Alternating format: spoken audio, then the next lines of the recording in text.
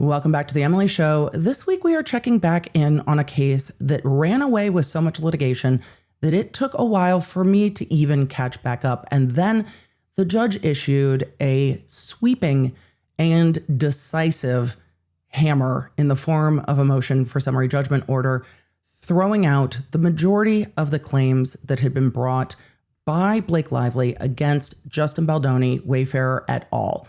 There is so much in this 152-page order.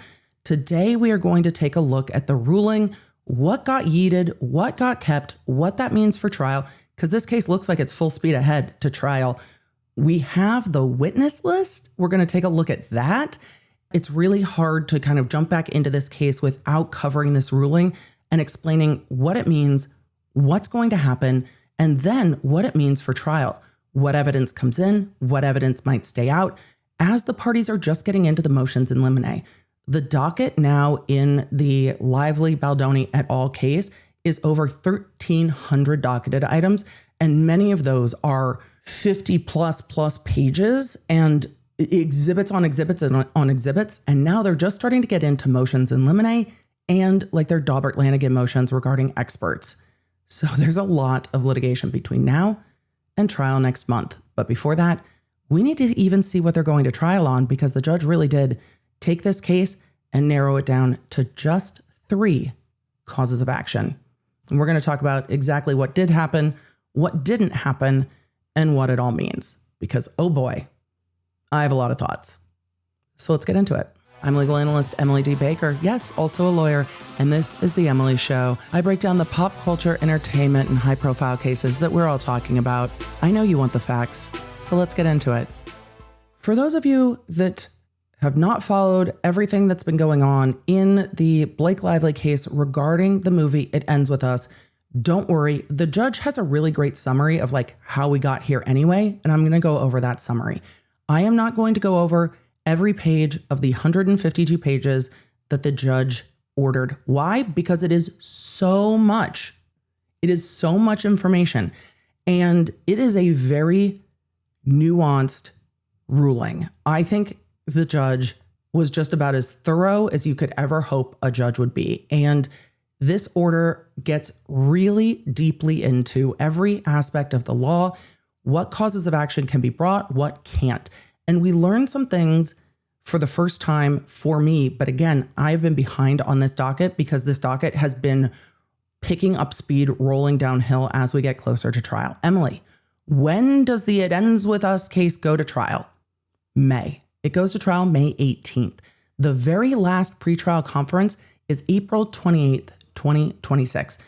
So yes, May 18th. Emily, are we going to watch it? No, we're not. It's in federal court. No cameras, no audio recording, and I'm sure a line around the block in New York for people to get into this courtroom to see what's going to happen. But no, there are not going to be cameras in this courtroom. And again, that's if this goes to trial, because on the eve of trial, sometimes things shift. But with the way this litigation is parsing out, I don't see either side backing down. Now, we could see the Lively parties try to appeal the order in the motion for summary judgment. I don't know if that would even be fruitful at this point. Everybody might just want to go to trial and get on with it. But I'm going to be keeping my eyes on all of the litigation leading up to trial, because there are things I'm sure you're going to want to see and understand. My goal here today in going through the motion for summary judgment is to try to help understand exactly what the judge's ruling is, why, what it's based on. And I hope it helps to just get down to kind of the legal nuts and bolts and explain exactly what all that means. We have talked about motions for summary judgment a couple times lately, including in the TikTok psychic case, where the plaintiff in that case brought a motion for summary judgment saying there's no question here about defamation. And that is the goal of a motion for summary judgment. Are there parts of a case, or sometimes the entirety of the case, that can be resolved without needing to go to a jury? Is there no really triable question for the jury, and where does that stand? And the court found that on 10 causes of action in this case. In the TikTok psychic case, it was the plaintiff, the professor, that brought that motion for summary judgment saying there's no question that I was defamed, and the court agreed, saying there is no issue to go to a jury. because no matter what a jury looks at, there's only one outcome here.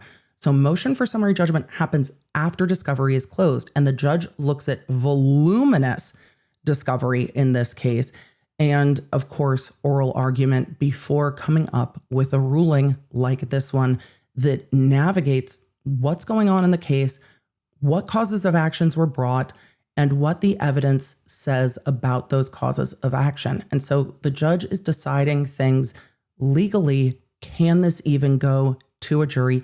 Is there a triable issue here, or is there not? And so we're going to go through what triable issues remain and what the judge said about those, what issues got yeeted or thrown out, and why, because there's some really nuanced legal discussions here that truly I found really interesting. And there are some legal maneuvering in this case that I was reading it and to myself going, damn, that was some good lawyering. So there is intricate lawyering that has happened. And so I hope to illuminate that.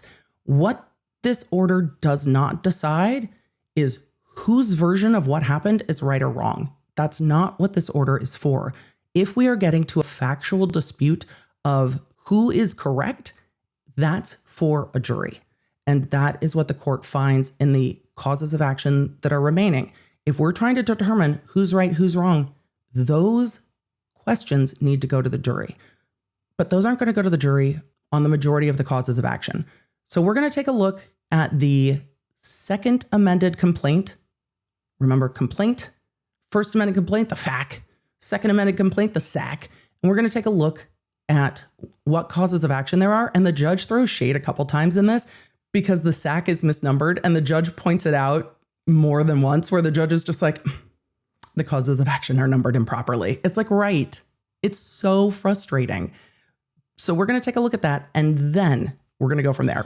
We are looking at the second amended complaint so that we have some grounding as we are bumping through these and talking about what the judge has done, because the judge does not go in order of cause of action number one, cause of action number two. The judge groups them together by the type of claim that they are. So we are going to look at what these are. So there's kind of just a background of that before we move forward. First cause of action is sexual harassment in violation of Title VII, and that is against the defendants. It ends with us, Movie LLC and Wayfarer. There are multiple defendants in this case. There are less defendants in this case now, but it ends with us, Movie LLC is the company that was created for the production of this movie, really commonly done in, well, you see it in real estate and construction and in movies where this movie has its own company that kind of stands alone. So that is the first cause of action. Second cause of action is retaliation in violation of Title VII against the same companies. It ends with us, Movie Company and Wayfarer. I might just call it Movie Company as we go forward. The judge makes it into the IEWUM LLC, and that's just a lot of letters, like the Movie Company and then Wayfarer Production Company. Third cause of action is sexual harassment in violation of FEHA. That's a California code.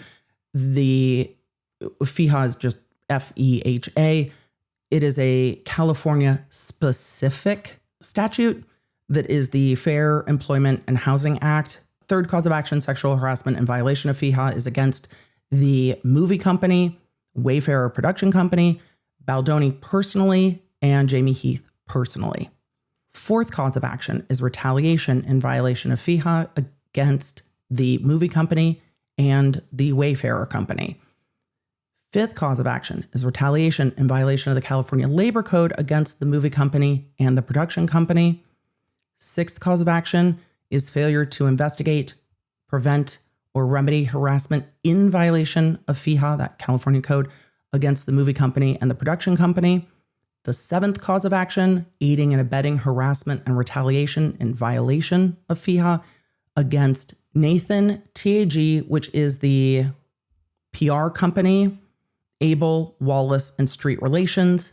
Wallace and Street Relations have been yeeted out of this case before the motion for summary judgment was done. So it's really, as the court's deciding it, against the two PR agents and that PR company, TAG. Eighth cause of action, breach of contract, actor loan-out agreement. We're going to talk about that a lot. That is against the movie company and the production company. Ninth cause of action, breach of contract, the contract writer agreement or CRA. That's against the movie company and production company. And then we go to the 12th cause of action, which is really the 10th cause of action, but things are mislabeled. 12th cause of action, I'm just reading it the way that they wrote it. False light invasion of privacy under the California Constitution. And that is against the production company, Baldoni personally, Heath personally, Steve Sarowitz, who is also part of the Wayfarer company personally, the two PR agents personally, the PR agent company personally, Wallace and Street Relations, who have already been removed out of this case for lack of jurisdiction. They call it the 13th cause of action, sexual harassment and violation of the California Code against Baldoni personally and Heath personally. And then the 14th cause of action is defamation per se against Wayfarer, the company, Baldoni, and Heath. What I will note about this cause of action, we will talk about it briefly, but not a ton. But what I'll note about this cause of action is that this is seeking to hold Wayfarer, Baldoni, and Heath responsible for defamation based on things their attorney, Brian Friedman, said. So similar to the way we saw that argued in the Depp Heard case, but with a very different result here. But that's not alleging that the production company, Baldoni and Heath, individually said anything. It is all based on statements from attorney Brian Friedman. And then the final cause of action, the 15th cause of action, civil conspiracy against all of the defendants. Once again, who are all of the defendants? We're going to take a look. Let's go to the judge's order because we've got a lot to do with 152 pages of an order. The first thing you will notice, maybe, is that this order is docket number 1273. This was filed on April 2nd. I can only imagine the scrambling that this caused because it hit the docket like hours before they had a massive in-person status conference. And so this kind of shook, I imagine, that status conference. For the defendants in this case, it would have been a massive relief that most of this case was thrown out at summary judgment. For Lively's attorneys, it would have been a lot of, what do we do now? Because there have been a lot of causes of action that have been yeeted, and I don't know if they anticipated how pared down this order would get, though some of it, I think, should have been anticipated based on the judge's ruling. And I realized that as I initially covered this, one of the things that I fundamentally erred in is that as I was looking at the contracts that were being presented and the unsigned contracts that were being presented, I was looking at those going, okay, well, maybe the plaintiffs just don't have the fully executed contracts. And perhaps those fully executed contracts are in the hands of the defendants and they just don't have them yet. Wrong. The contract wasn't ever executed. And that is going to be a massive part of this summary judgment order, because a lot of the things that Lively sues under are brought into this case by that contract that was not signed. And so you can't enforce a contract against a party if the party didn't agree to be bound by the contract by signing the contract. So at the very beginning of this case, when that was attached, I was like, oh, well, okay, maybe the plaintiff just doesn't have the fully executed copies. Wrong, there aren't any. A lot of the issue here is that the majority of the causes of action are brought into this case under a contract that's not valid. Yeah, right? Don't worry, law nerds. We're going to also get to talk about estoppel in all of this. For those of you who are like, Emily, a what? Estoppel. Yeah. For the nerdy nerd law nerds, I love you that you're going, ooh, wait, we get to estoppel? And conditions precedent. It's going to feel like a 1L contract class up in here today. We've got choice of law provisions. We've got conditions precedent. We've got estoppel. Oh boy. All of it. So as you can see in the title box, you can see the pared down defendants in this case. Blake Lively, plaintiff, versus Wayfarer Studios, LLC. That's the production company that Baldoni, Heath and Sarowitz work with, for, etc. And then the three of them individually, It Ends With Us Movie LLC, the company that was made to, it really housed the production of this movie, the independent company that was taking care of everything for the movie. And then the PR defendants, Melissa Nathan, Jennifer Abel, and the agency group PR LLC. Those are the defendants. Let's get into what Judge Lyman had to say. This lawsuit grows out of events occurring during the production and promotion of the Hollywood film It Ends With Us, the film, and the very public fallout between its two co-stars, Blake Lively and Justin Baldoni. Baldoni and his co-defendants, the Wayfarer parties, now move for judgment in their favor on all claims. They bring two motions to do so, a motion for judgment on the pleadings and a motion for summary judgment. Emily, we only mentioned one. Yes, because the motion for summary judgment is the kind of dominant force here. A motion for judgment on the pleadings is more similar to a motion to dismiss that doesn't take into account all of the evidence. And the court goes through the intellectual exercise of, if you are talking about a judgment on the pleadings, at the time you also have the evidence for summary judgment, what happens there. But look, if a judgment on the pleadings is granted, often there's time to amend. With a summary judgment, once it's granted, it's done unless you appeal. So that's why I'm going to be focusing my discussion on the motion for summary judgment. If you want to noodle in the very nerdy legal nuance of that, don't worry, there's like 10 pages going through it. The court says for the following reasons, the motions are granted in part, denied in part. In particular, the motions are granted except with respect to Lively's fourth cause of action for retaliation in violation of California law against It Ends With Us Movie LLC and Wayfarer Studios. Her seventh cause of action against the agency group PR LLC for aiding and abetting retaliation in violation of California law, and her ninth cause of action for breach of agreement called the Contract Rider Agreement against It Ends With Us Movie LLC. What does that tell us immediately? That as to all of the individual people, this lawsuit no longer has them as defendants. The only defendants we still have in this lawsuit are It Ends With Us Movie LLC, Wayfarer Studios, and the agency group PR. This is Blake Lively versus Wayfarer Studios, It Ends With Us Movie LLC, and the agency group PR. Justin Baldoni, Jamie Heath, Steve Sarowitz, Melissa Nathan, and Jennifer Abel as defendants are all now completely out of this lawsuit based on the motion for summary judgment. So it pares down who the defendants are substantially. And then the judge gives us a bit of a road so far that we're going to go over for those of you that are like, I do not remember all of what happened here. I got you. Well, not really me. We're going to rely on the judge. We're going to go through the overview, and then we are going to get into what cause of actions are staying and what causes of actions are out. And the ones that are out, I will go through a bit more quickly. Background. The following facts are described in summary form at the outset with a more detailed description of the evidence recited in the section to which it is relevant. The facts are undisputed for purposes of these motions, except where otherwise noted and construed in Lively's favor as the non-moving party. That is the standard for every motion for summary judgment. Inferences are taken in the light most favorable to the non-moving party. Here, that's Lively. The film at the heart of the lawsuit is based on a successful novel by Colleen Hoover of the same title. Both the book and film explore issues of domestic violence. The film was co-financed and co-produced by defendant Wayfarer Studios and Sony. It starred Lively and Baldoni. Lively is a well-known actress. Baldoni is an actor, director, and author. Wayfarer is a production studio.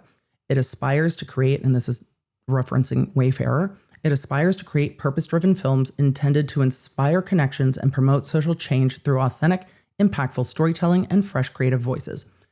Baldoni co-founded Wayfarer in or about 2019 or 2020 with defendant Steve Sarowitz. Sarowitz is also the majority investor in Wayfarer. Sarowitz and Baldoni serve as co-chairs of Wayfarer. Defendant Jamie Heath is Wayfarer's CEO. Baldoni acquired the film rights to the novel from Hoover in May 2019. In 2022, Wayfarer incorporated the It Ends With Us Movie LLC, IEWUM, or as EDB is going to call it, the movie company, or movie company, to develop and produce the film. Later that year, after meeting with Baldoni in New York, Lively agreed to play the film's lead role, Lily Bloom, opposite of Baldoni as co-lead in the role of Ryle Kincaid. Her agreement to perform that role is documented in an offer letter dated May 4th, 2023. The offer letter becomes significant in the court's discussions later, but the offer letter lines out the basics. It is like a bullet pointed agreement. This is when we're going to film. This is how much you're going to get paid, etc. And so the offer letter was dated May 4th, 2023. Filming began May 15th, 2023. Look how close together those are. It stopped, however, on June 14th, 2023 in deference to labor strikes by the Writers Guild of America and SAG-AFTRA.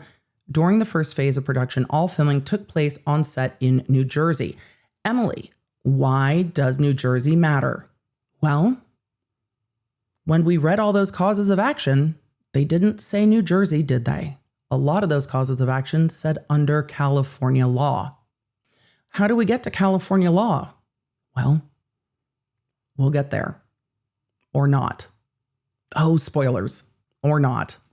Also, I didn't realize the movie was filmed in New Jersey. I also didn't realize that the book took place in Boston, and then Lively was the one who asked production to move filming to New Jersey to accommodate her after recently having a child. So filming was supposed to take place in Boston and then moved. It seemed a little late in things to New Jersey. That changes nothing for the purpose of the analysis here. I just thought it was curious that it was supposed to film in Boston and then it moved to New Jersey, which, I mean, granted, closer to New York. It goes on to say that several months later, on November 9th, 2023, in anticipation of the strikes ending and film resuming, Lively's attorney sent an email to Wayfarer and the Movie LLC, listing a set of 17 items that they would like to address to remediate the alleged misconduct before Lively would resume or return to production. This list was entitled, quote, Protections for Return to Production. And just as a side note, we talked about that in both the original complaint, the New York Times article, and in the cross complaint that was later filed. This protections for return to production became a key factor early on in this case. It included, among other things, provisions related to the presence of intimacy coordinators on set and the execution of nudity riders before rehearsing and filming intimate scenes. On January 4th, 2024, Lively, Baldoni, Heath, and others met at Lively's apartment at her request to discuss her concerns regarding the first phase of production and to approve conditions for her return to production. The protections were later incorporated into a contract rider agreement signed on or about January 19th, 2024 by the movie company and Lively's loan out company. The court will talk more about what a loan out company is. This is standard within the movie industry. They go on to say that production resumed on January 5th, 2024, and took place primarily on the New Jersey set with a few additional days in California. Filming concluded February 9th, 2024. During the following weeks, the parties worked on editing and promoting the film. Lively indicated that she did not wish to jointly promote the film with Baldoni, concerned that her appearance with him would be viewed as an implicit stamp of trust or approval of him. The film premiered in New York on August 6, 2024, and was released to the public on August 9th, 2024. In the run-up to the premiere, and after Lively and her husband Ryan Reynolds had unfollowed Baldoni on social media, Wayfarer and Baldoni worked with their public relations consultant, Jennifer Abel, to engage, quote, crisis communications specialists, including Melissa Nathan and Jed Wallace, as well as their representative firms, the agency PR LLC, TAG, and Street Relations. What happened next is hotly disputed and will be described below. In short, Lively claims that Wayfarer, Baldoni, and their consultants engaged in a campaign to injure her reputation in retaliation for her claims of hostile work environment. And the court will describe more what the defendant's perspective and argument is as we get into the retaliation claims. Remember, we are in a legal context talking about retaliation. It's not based on vibes. There has to be something under the law that is illegal to retaliate against. And in this case, Lively argues that the retaliation is because she complained about harassment on the set.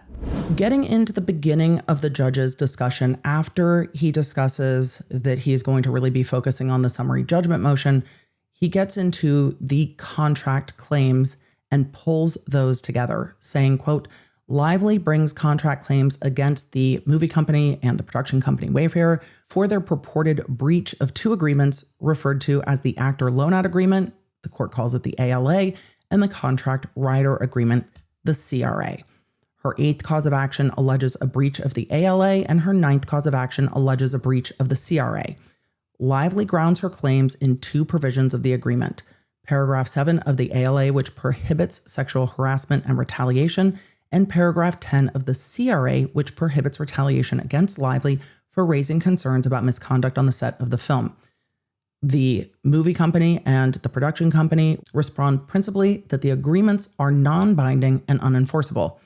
They argue in the alternative that even if the agreements are enforceable, there was neither a breach nor cognizable damages. They continue to argue damages throughout this, and it is something that is going to have to be determined by the jury on the remaining claims. They go on to say the court recounts the facts relevant to those claims before analyzing the merits of the parties' respective arguments. And what we are going to do is highlight the really critical provision of this before jumping to the court's ruling on the contract claims. The court highlights as to the agreement, and that is the ALA agreement, the loan-out agreement. It is the big contract, not the offer letter that kind of lines out the deal, not like a deal memorandum, but the contract. Paragraph 13 of the agreement, titled Conditions Precedent, provides that, quote, producer, that's the company, producer's obligations to artist, Lively, hereunder shall be subject to the satisfaction of full execution by artist, lender, and producer of the agreement in a form reasonably accepted to all parties. The condition precedent in this case, meaning the thing that has to happen before this contract can be held against the parties, is that it has to be signed. It has to be signed. That condition precedent has to be met before Lively can enforce the contract against the companies. And it was not signed. Undisputed, was not signed. So you cannot enforce the provisions of this agreement against the companies because it was not signed. Interestingly enough, the court notes numerous times that the ALA was not signed. On page 15, the court says that the ALA was not signed when the first phase of filming began on May 15th, 2025. In fact, although negotiations continued for more than a year, the parties agree that Lively never signed the ALA. On May 19th, 2023, Lively's lawyer sent an email stating, quote, thank you for the long form. That's the contract. We will review and come back to you with our comments. In the meantime, since principal photography has commenced, until such time that the long form is fully executed, our client will continue to proceed in reliance upon the terms of the offer letter, with the understanding that lender and artist are now unconditionally pay or play for the acting fee of $1.75 million and the conditions in paragraph 13 of the deal memo. So Lively's lawyer sent an email saying, since we have not finished negotiating, we will operate under the bullet pointed deal memo, which means Lively has to show up, they have to pay her. We are still negotiating the ALA. The court goes on to say that in February 2024, approximately 9 months after the company first shared the draft of the ALA with Lively and just days before filming wrapped, Lively's representatives finally sent a marked up version of the agreement. So they didn't even send a red line until filming was almost done. The red line, Lively proposed revisions to approximately 20% of the long-form contract, including ones related to execution of the ALA, publicity limitations and still approvals, sexual harassment, and confidentiality. Among other things, Lively's counsel amended paragraph 7 of the standard terms, the sexual harassment provision, to add that sexual harassment was not only, quote, cause for immediate termination of this agreement by company, but also by artist. Counsel further added that the following sentence to the conclusion of paragraph 7, quote, in the event artist is aware of any sexual harassment conducted by company, notwithstanding the terms of paragraph 16.6 below, lender and or artist, lender is the loan out company, lender and or artist shall have the right to terminate this agreement, shall remain entitled to full compensation, and shall have the right to avail themselves of all rights and remedies hereunder and under the applicable law. Elsewhere, other conditions were struck. So this was not just a small change to the terms of the contract. These were changes to the contract that ultimately were unacceptable to the company. The company's lawyers responded and were like, no, that's never been in any contract we've done. And no, we're not agreeing to that. And so they went back and forth with red lines, ultimately never signing an agreement. The court goes on in point B with the title, The ALA is Unenforceable. So there's the spoiler. The ALA is unenforceable. Movie company and production company contend principally that the ALA was never validly formed and is unenforceable against them because the agreement contains conditions precedent, namely execution of the agreement and Lively's signing of the inducement that did not occur. A condition precedent means this thing has to happen before the contract is enforceable. And the condition precedent was Lively signing it. Lively did not sign it, contract not enforceable, period. The court navigates this for pages and pages and pages because Lively's team argues a number of ways that even though it's not signed, they believe it should be enforceable, and all of those arguments fail. So then the court goes on to evaluate the different arguments that Lively is making to say that the court should apply the ALA contract, even though it was not signed. The first one of those that the court evaluates is estoppel. Lively asserts that the Wayfarer parties' arguments regarding the validity of enforceability of the contract are all beside the point because the Wayfarer parties themselves previously sought to enforce the agreement against Lively and are therefore estopped, literally estopped, from disputing its enforceability now. We are going to talk about this point quite a bit. If anything that you take away from this, it is one, you need good lawyers in your contract formation.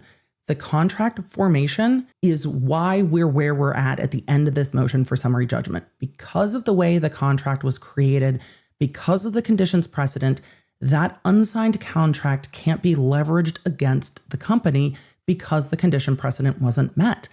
And the way the contract was written is that the condition precedent only went to the company.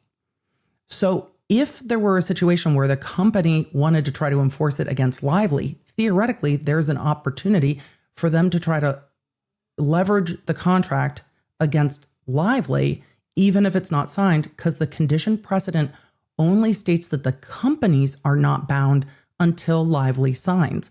That is contract drafting in a way that protects the party giving the contract, but also that if the other party is refusing to sign, that the company has a way to enforce the things that they agreed to in the deal letter and try to enforce the contract. But it doesn't go the other way round. The person waiting to sign can't flip it and then go say, well, it's enforceable against company. That only goes one way in the way that the contract is written. However, with the estoppel argument, Lively is trying to argue, no, because they tried to use breach of contract against me, they're admitting that the contract is enforceable. So they can't now argue out of the other side of their mouth that it's not enforceable. However, you get into really, really nuanced legal strategy under this point where the plaintiff in this case was absolutely outmaneuvered, just legally outmaneuvered on this contract and on this argument. So let's talk about the legal maneuvering. The court notes that judicial estoppel applies where 1, a party's later position is clearly inconsistent with its earlier position, 2, the party's former position has been adopted in some way by the court in the earlier proceeding, and 3, the party asserting two positions would derive an unfair advantage against the party seeking estoppel. So you cannot argue two sides of a coin and benefit from it. So you are forestalled, stopped from shifting position within a case to say, well, and as Lively's arguing here, well, they allege that I breached the contract. So they're admitting that the contract is valid. So they can't now argue that it's not valid. That is her argument. However, the court reasons through this and says that's not actually what it is, because the Wayfarer lawyers kept it a bit vague. And that saved them from having all of those causes of action that come from this agreement staying in the case. If the ALA was valid, then most of the causes of action that have been removed would still be in this case. But the ALA governs the choice of law provision and the breach of contract and the sexual harassment terms. And all of those things are removed from this case by the court because of this contract. And if the lawyers had tried to allege further breach of this contract against Lively, then they would have been stopped. But that's not what happened. It's much more nuanced than that. Let's take a look at what the lawyers did. The court goes on to say that Lively's argument is predicated upon the Wayfarers Party assertion of a claim for breach of implied covenant of good faith and fair dealing filed with this court January 16th, 2025. The court goes on to say that in an amended complaint filed on January 31st, 2025, the Wayfarer parties alleged a claim against Lively for breach of the implied covenant of good faith and fair dealing, and Lively moved to dismiss the amended complaint, arguing in relevant part that the implied covenant claim had to be rejected because the Wayfarer parties had failed to identify the relevant contract, any of its terms, who it was with, or how it was breached. So in the Baldoni cross complaint, they alleged breach of implied covenant, and Lively argued, we don't know what contract this is about, so it has to be dismissed. The Wayfarer parties opposed the motion without specifying a provision of the contract under which the claim arose, but while also quoting a fragment of a sentence of language that appears in the ALA. The Wayfarer parties did not attach the ALA to the amended complaint, and the quoted fragment appears nowhere in the complaint. And that is critical. The Wayfarer parties never specified in the complaint that they filed which contract they were talking about, because there's a deal letter, there's the long form contract, the ALA, and there's the contract rider. There are three. And because the Wayfarer parties did not double down on the ALA breach, it cannot be used against them here. The court goes on to say in its June 9th, 2025 opinion and order granting the motion to dismiss the amended complaint, the court dismissed the Wayfarer parties' implied covenant claim on grounds that the complaint's allegations were, quote, conclusory and failed to identify the relevant contract.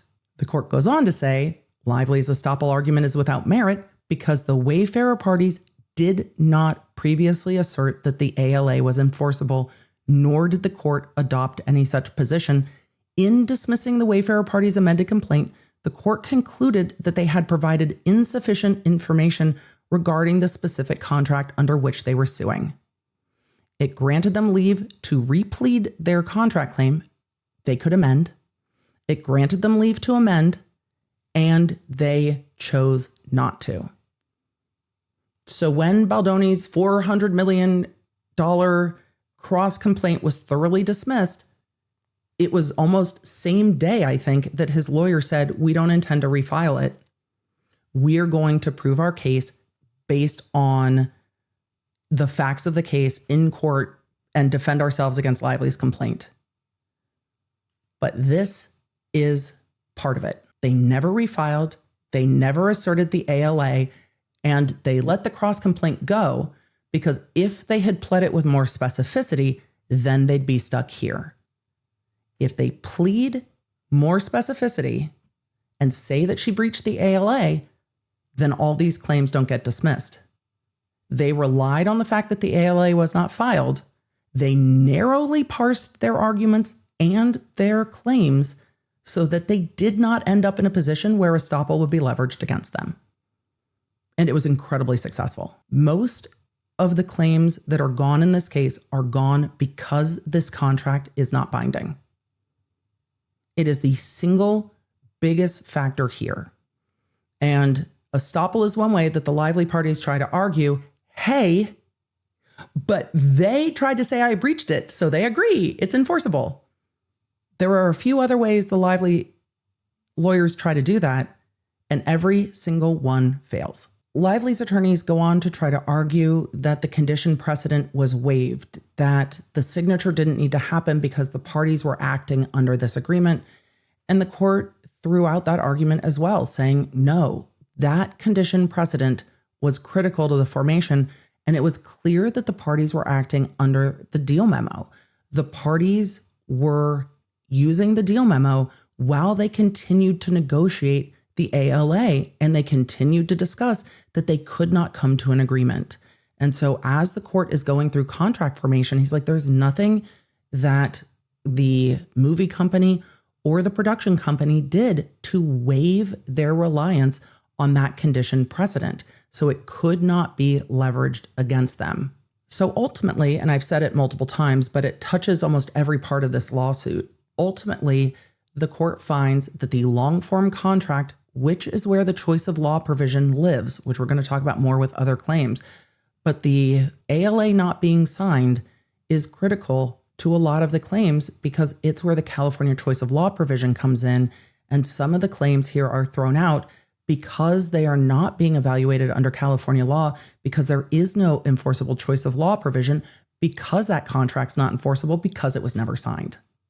And all of the different ways that the parties argued, but Your Honor, it should be enforceable because it was waived. It should be enforceable because of estoppel. It should be enforceable.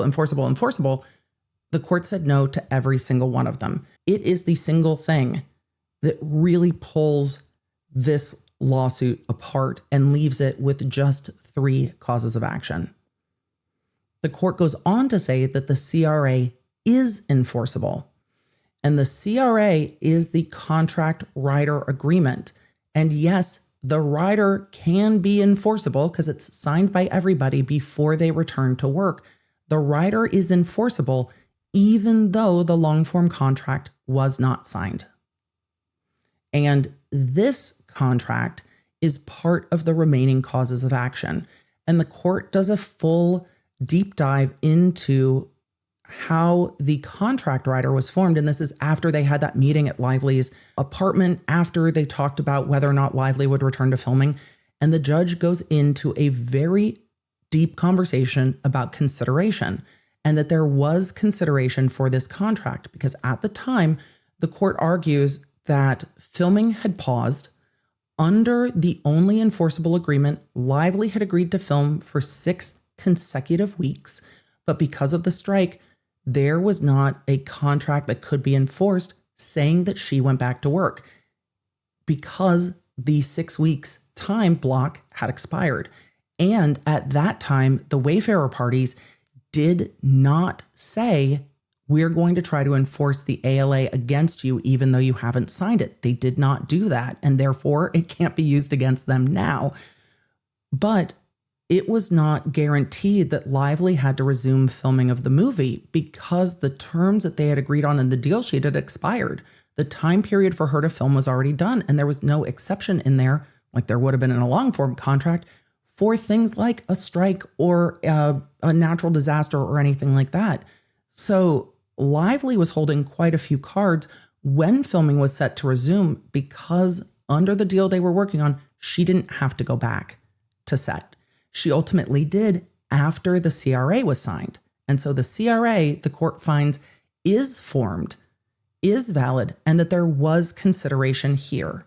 Now, we've talked about how important the signing of the long-form contract was.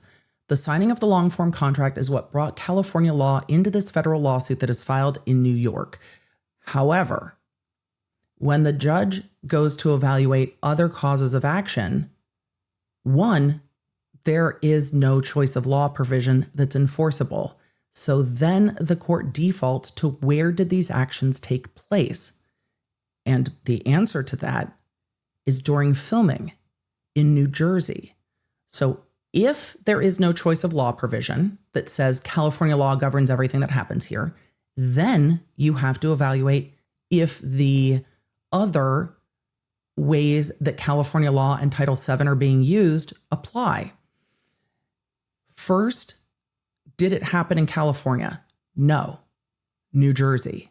Okay, so second, does any California law govern any of the remaining causes of action?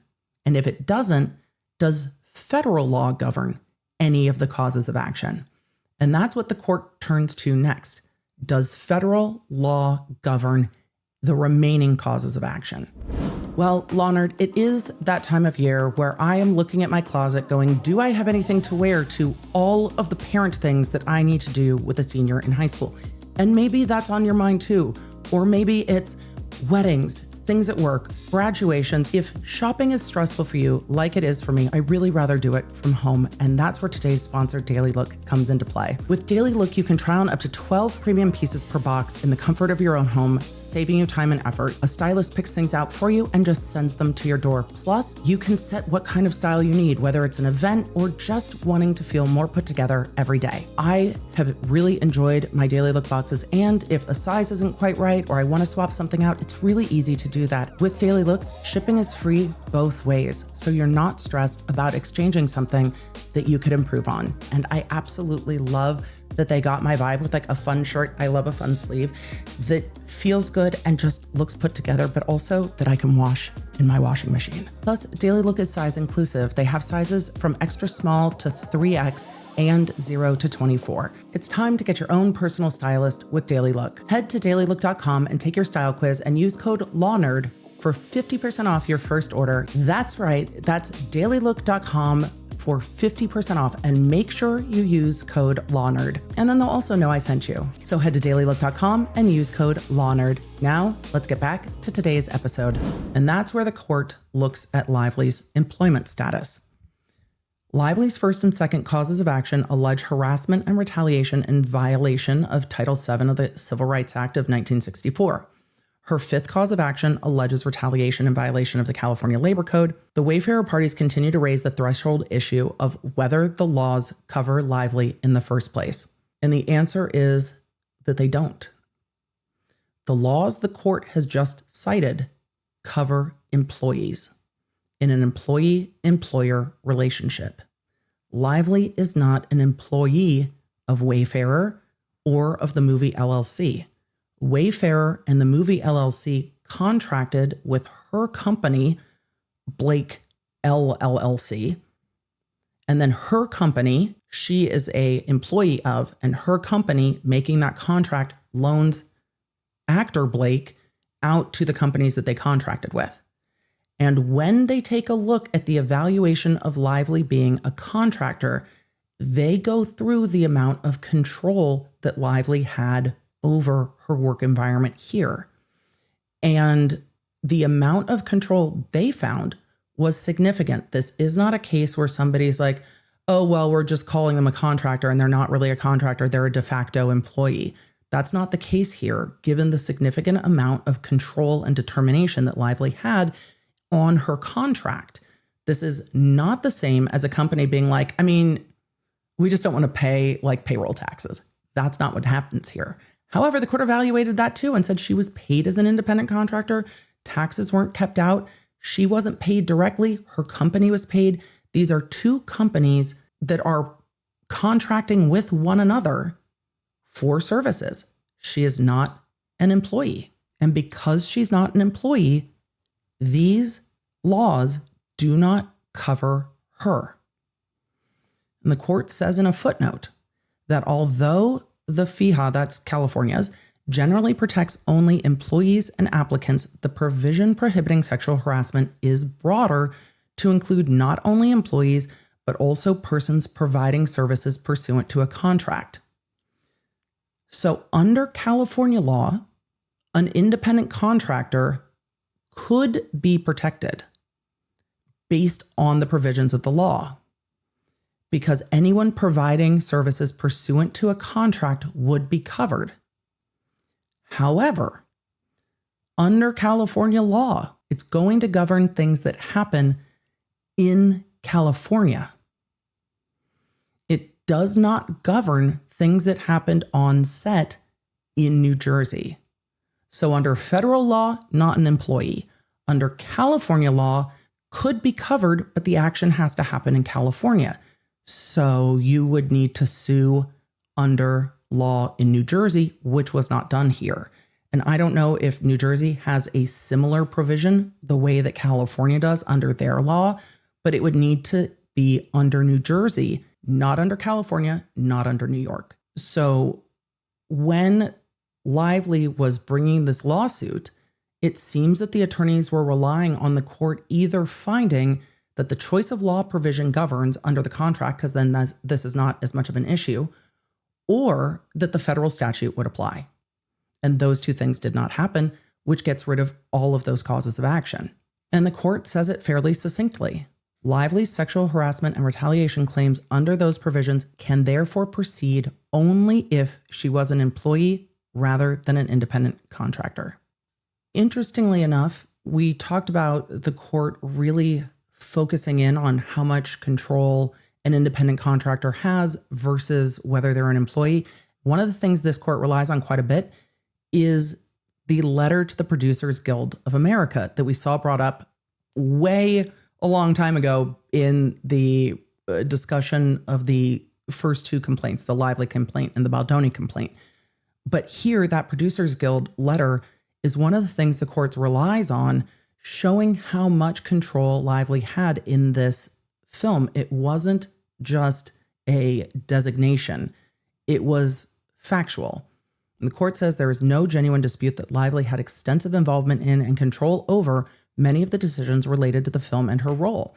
She does not dispute the underlying facts relayed in her letter to the Producers Guild of America, reflecting that Lively led the location shift from Boston to New Jersey and helped solve all cost and schedule logistics associated. She personally called and/or wrote emails to the crew, put forth names for department head roles, identified and onboarded freelance team members for the cast members, reviewed and reshaped the creative and production design for all key locations for all characters, reviewed and reshaped the creative of the costume design for all characters, went through hundreds of casting tapes to find the rest of the cast, including our stars, this is a direct quote, Atlas, Young Lily, Young Atlas, and Jenny Bloom, zoomed with every cast member to get their notes and ideas, did significant rewrites on the script and incorporated the notes of the cast, studio, distributor, author, director, and while addressing the scheduling, financial, location, weather, and other logistics. It says, unfortunately was responsible for the firing of our first AD, Julie, as we were not making our days for the first many weeks, helped to block and staging of every scene for shooting efficiency, reviewed and instated COVID protocols, managed the politics and HR concerns on a daily basis, acting as an intermediary to keep the crew and cast engaged, safe, and on board, was the director's partner in all creative and logistical concerns. I'm not done yet. Watch the monitor between every take to be sure that everything that ended up on screen from every department was best servicing the film and led the changes needed to get there when they were applicable. Led the hiring of a freelance producer to help balance the set, hiring a new intimacy coordinator, intimacy doubles to help block sensitive scenes, called and led meetings with all department heads. Do we get where we're going? There's still more points. Worked with the film's original editor, worked with her own editors, brought on a new composer, personally reached out to him and convinced him to join the project, hand selected 90% of the songs for the film, worked on the VFX, overseeing, I'm still not done, there's more bullet points, solicited and implemented feedback based on testing screenings. There's more, worked closely with the international teams, with the cast representatives, producers, showrunners, tour managers. Right. The letter to the Producers Guild to show how much she was producing the film also shows how much she was producing the film. As a partner, not an employee. They go on to look at pay structure. The court says there is no dispute that in addition to a flat sum guaranteed as payment for her work on the film, Lively was entitled to contingent compensation based on the film's performance, as well as compensation in the form of credit and bonuses for awards. You heard me right. Bonuses for awards. If she won like a Golden Globe, she got more money. The offer letter committed Lively to providing 6 weeks of exclusive principal photography services plus standard prep services. And then the court gets into the rest of the control there. The court says, briefly, the undisputed facts reveal that Lively enjoyed a degree of economic independence sufficient to make her an independent contractor. Although not every factor weighs equally in favor of the conclusion when viewed in isolation, analyzing the factors collectively eliminates any genuine dispute. That means that Lively cannot bring a claim under Title VII. There are numerous claims under Title VII that she cannot bring because she's an independent contractor. And then the court gets into analyzing the California-specific claims and goes through each and every element of the different California balancing tests, which I am not going to bore you with because the court comes to the same conclusion that under FEHA, for the sexual harassment provisions, that counts when the action happens in California or employee-employer relationship. After that analysis, the court says, quote, the court therefore grants judgment on counts 3 and 13 of the Second Amended complaint because those claims lack a sufficient nexus to California. That means that both Lively's federal and state claims alleging sexual harassment failed to survive the Wayfarer party's motion for summary judgment and judgment on the pleadings.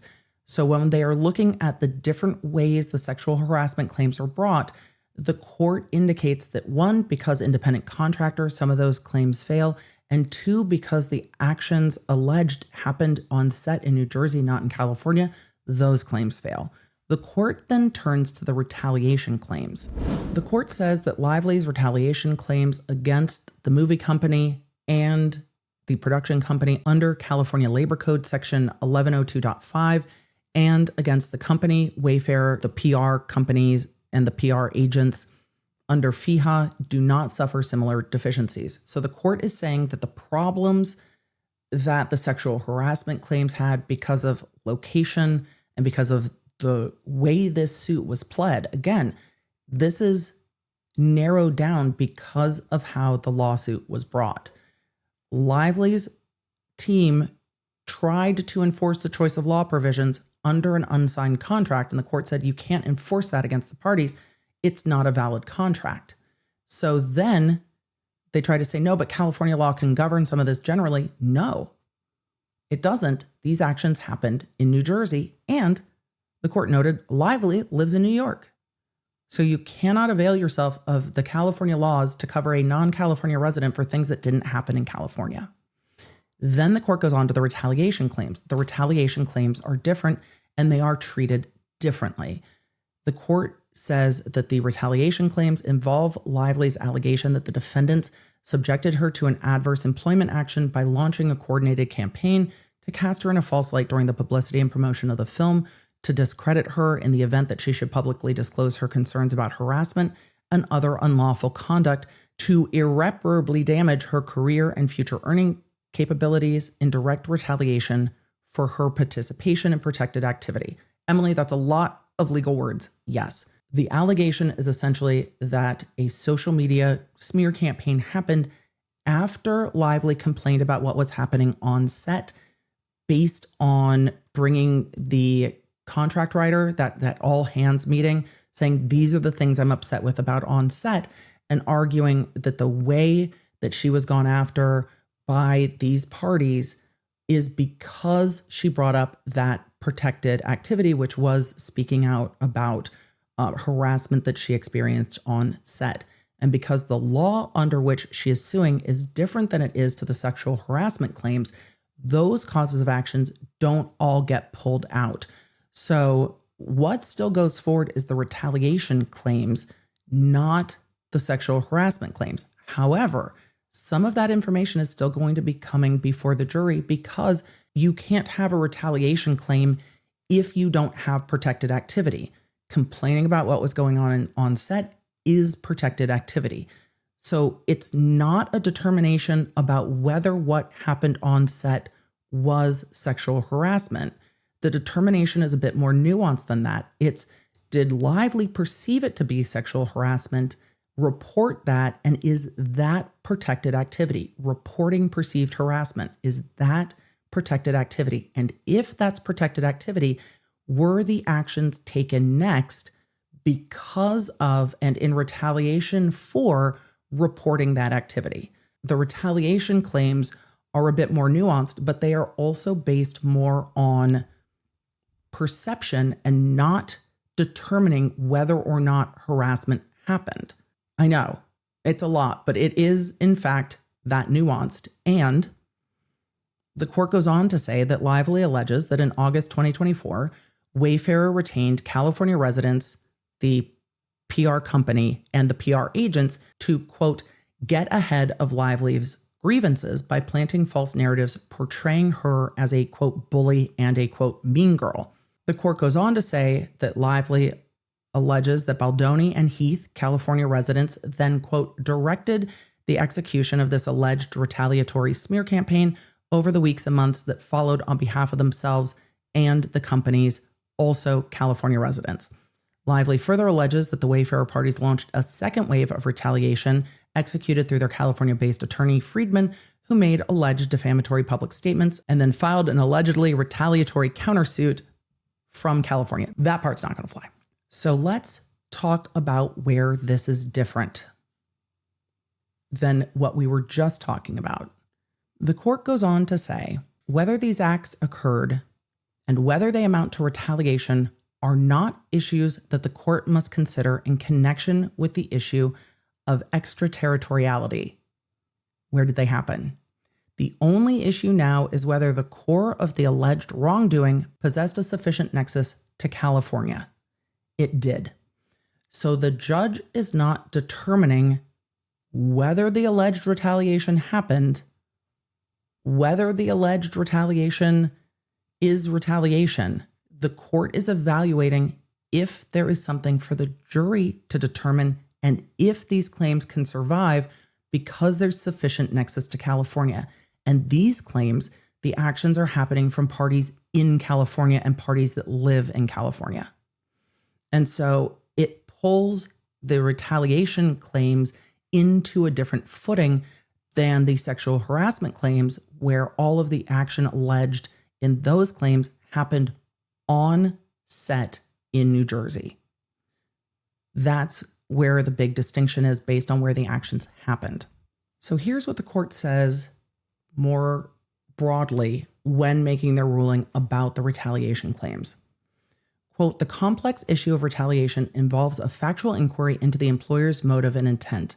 Such inquiries are typically reserved for the fact finder and not to be resolved on summary judgment. Here, the court finds triable issues of fact with respect to all three elements of Lively's FEHA retaliation claim. So that's under the California law. And then the court starts going through, did Lively engage in protected activity?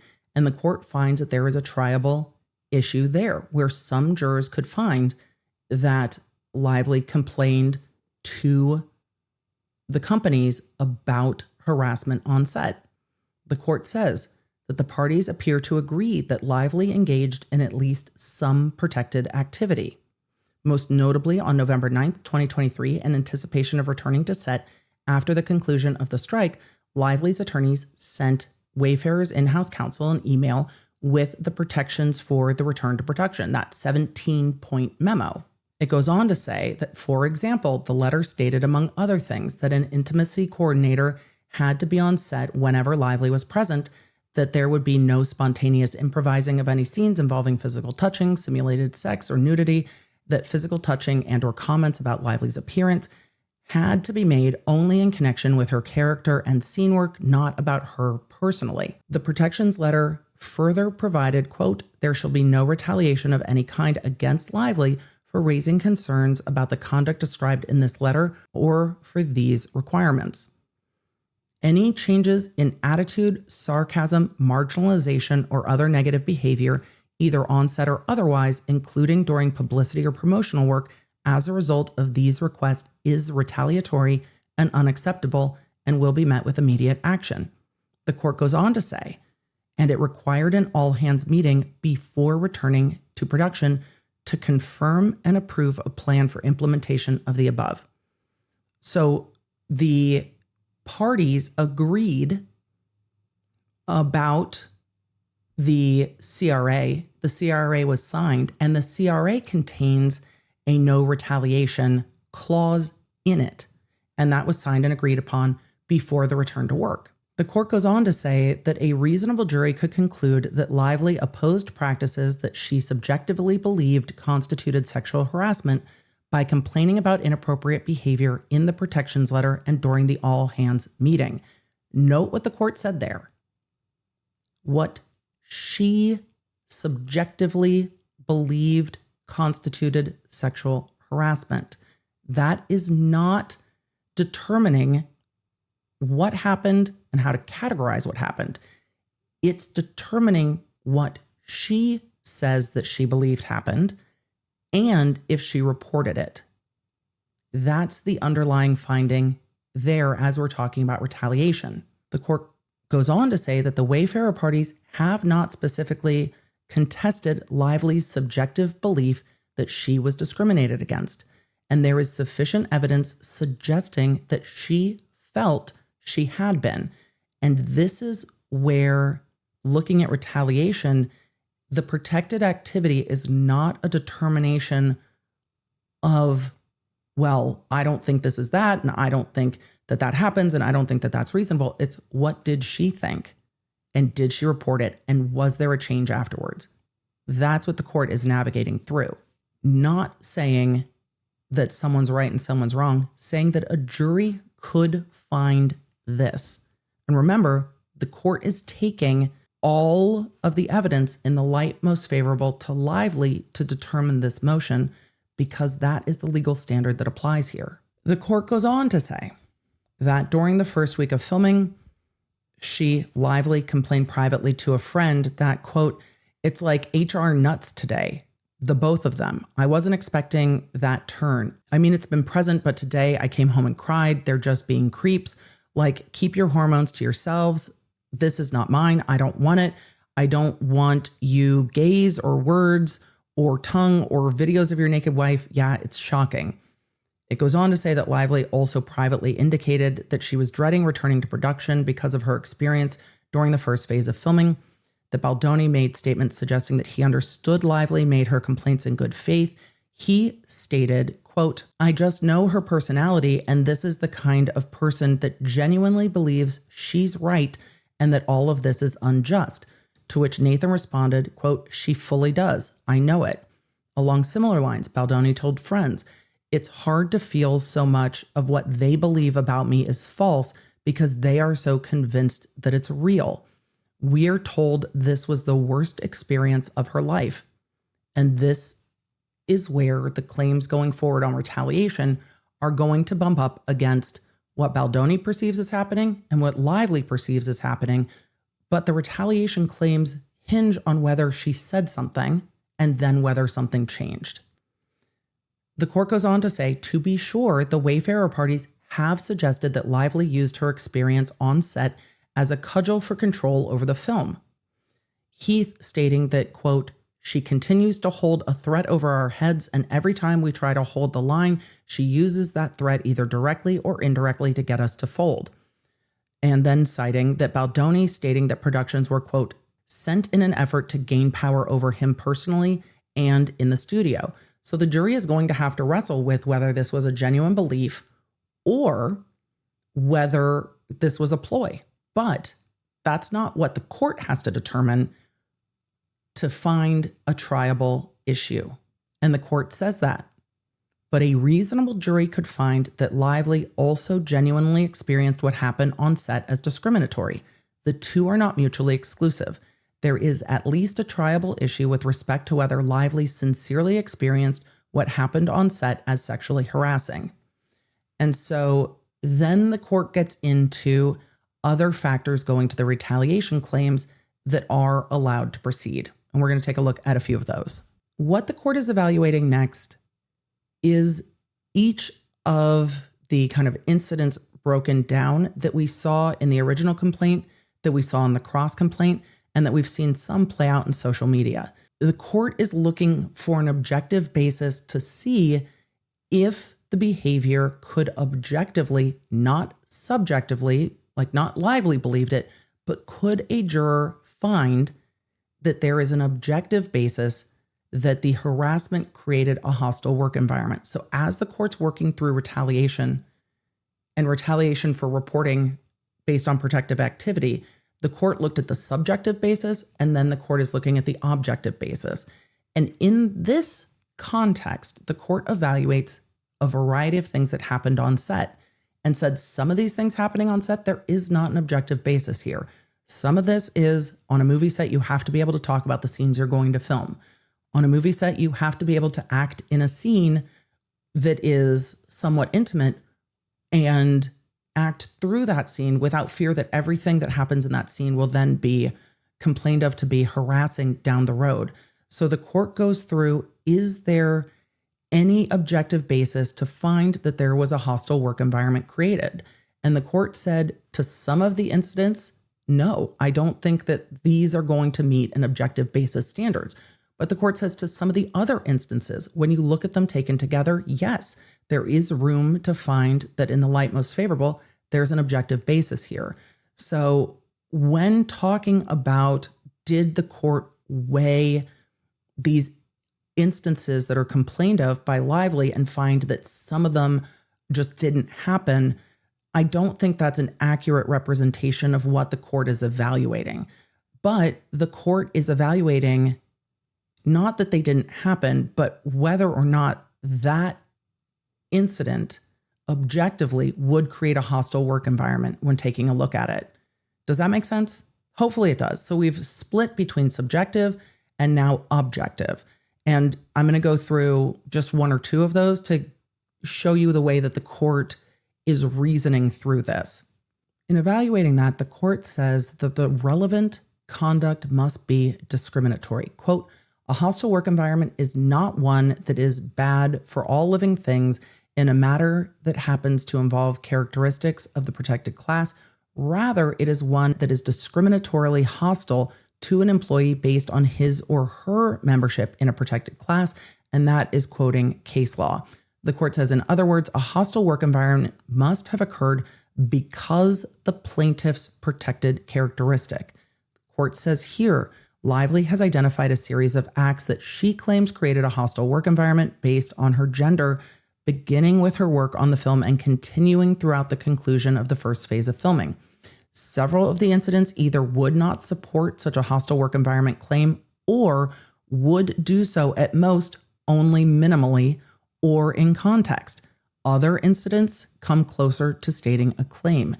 The court begins with the former and turns to the latter. So the court is evaluating the claims that the court does not believe indicate gender-based discrimination, and then gets into claims that the court feels leave a triable question. The court says when viewed together, the incidents are sufficient to support a reasonable basis for Lively's complaints and therefore her assertion of a retaliation claim. So the court is saying there is enough here based on this standard for a jury to decide. And a jury will get to decide first subjective, then objective. And as I said, the court goes through and highlights these. One of the claims was about Justin Baldoni asking about Blake Lively's weight. This is the court walking through that conversation about whether or not that is discrimination based on gender or not. And the court says Lively's complaints of quote unquote fat shaming also could not reasonably support a claim.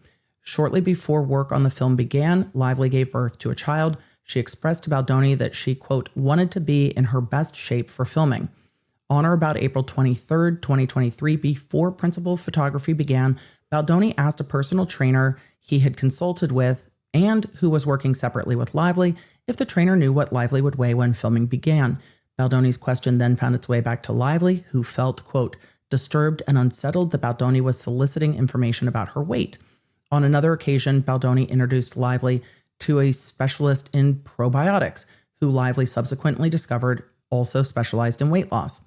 Evidence that an employer made weight-related comments to a person of only one gender could, in certain circumstances, help demonstrate a hostile work environment based on sex, although the record here does not indicate whether any similar conduct was directed towards men.